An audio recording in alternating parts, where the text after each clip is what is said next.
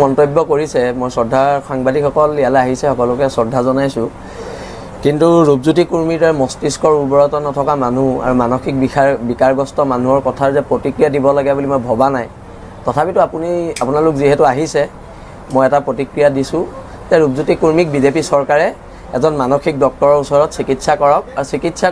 কৰাৰ পিছত তেওঁ সুস্থ হোৱাৰ চাৰ্টিফিকেটখন সেই মানুহজনে সেই চিকিৎসকজনৰ পৰা যেতিয়া আমি দেখিম আমি তেতিয়াহে ৰূপজ্যোতি কুৰ্মীৰ দৰে পগলা মানুহৰ উত্তৰ দিম আৰু 2026ত ৰূপজ্যোতি কুৰ্মীৰ দৰে মানসিক বিকাৰগ্ৰস্ত মানুহক ময়নি ৰাইজে আৰু ভোট নিদিয়ে ময়নি ৰাইজে বহুবাৰ পগলা মানুহক ভোট দিলে আৰু এবাৰ বাৰু ময়নি ৰাইজে পগলা মানুহক ভোট নিদিয়ে ইয়াৰ আগৰবাৰ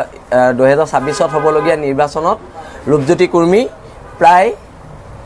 1.5 লাখ ভোটত ময়নি সমষ্টিত হাৰিব হেতু খাটাং লিখি ৰাখক আৰু এটো ময়নি সমষ্টিবাসীৰ বাবে খুব দুৰ্ভাগ্যজনক কথা এজন মানসিক বিকাৰগ্ৰস্ত মানুহ তেওঁলোকৰ বিধায়ক হৈ আছে আৰু মই পুনৰবাৰ বিজেপিৰ অসম ৰাজ্যিক নেতৃত্বক মই অনুৰোধ জনাইছোঁ ৰূপজ্যোতি কুৰ্মীক আমাৰ ডিব্ৰুগড়তে এখন আছে ভিজি বুলি তাত ভৰাই দিবলৈ অনুৰোধ জনাইছোঁ।